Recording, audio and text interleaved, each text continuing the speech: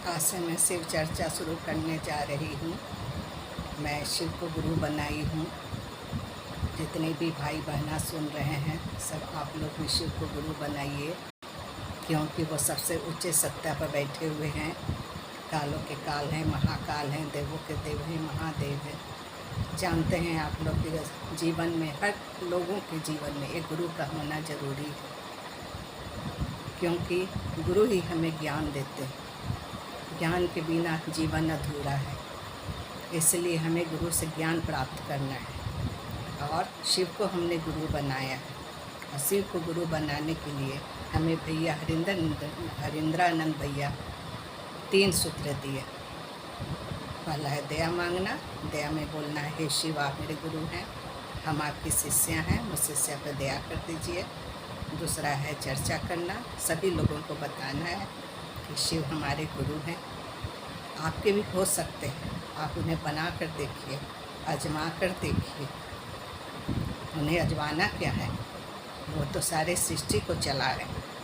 फिर भी ना विश्वास हो तो उन्हें गुरु बना कर देखिए, क्या जीवन में चमत्कार होता है, जीवन सुधर जाएगा।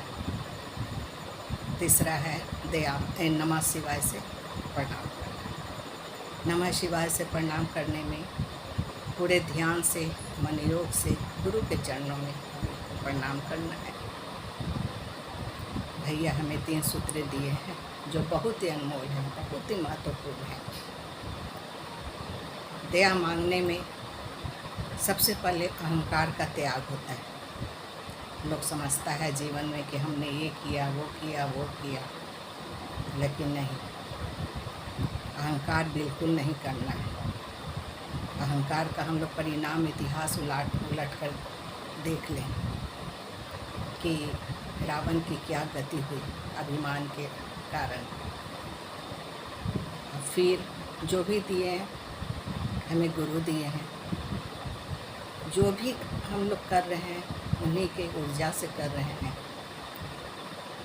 फिर किस बात का घमंड हमें है?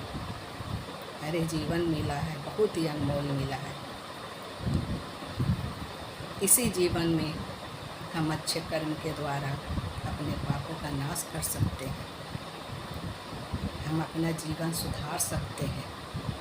कोई भी प्राणी 84 लाख जोनी में कोई भी प्राणी ऐसा नहीं है जो अपने पापों का प्रायश्चित कर सकता है अपने अच्छे कर्मों के द्वारा। हम लोग तो मनुष्य हैं, हमें भगवान, ईश्वर, गुरु विवेक बुद्धि देकर चलाए हैं, और उन्हीं बुद्धि विवेक के द्वारा हमें सोचने के, समझने की बुद्धि आई है।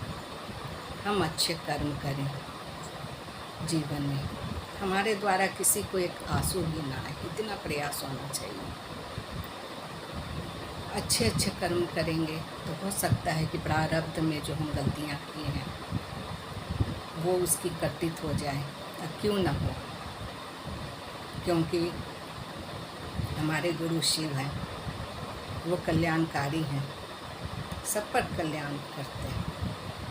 यहाँ तक कि जीवों के उद्धार के लिए, मनुष्यों के उद्धार के लिए उन्होंने जो सागर से जो विष निकला, उन्होंने सभी देवताओं ने मना कर दिए कि हम नहीं लेंगे, लेकिन वो विष हमारे गुरु अपने कंठ में स्थापित किए। इतना भयानक विष था। इस संसार के भला के लिए, भलाई के लिए वो क्या नहीं किए। हम उनकी विशेषताओं को देखें, उनके चरित्र को देखें, हमें बहुत कुछ लेसन मिल सकता है। इसलिए हमें गुरु के गुणगान करना चाहिए, उन्हें चरित्रों का बखान करना चाहिए।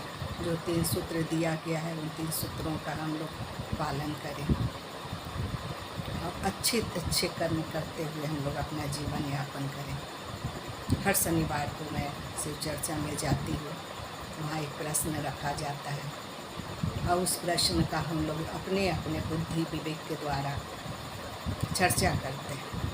तो कोशिश रहेगी कि जब मैं जाऊं शनिवार को, और वहाँ जो प्रश्न दिया जाएगा वो प्रश्न का जवाब जो मैं वहाँ चर्चा करूँगी वो चर्चा यहाँ आकर आप लोग को सुनाऊँ। हो सकता है कि मेरा किया गया चर्चा आप लोग को जीवन में कुछ भी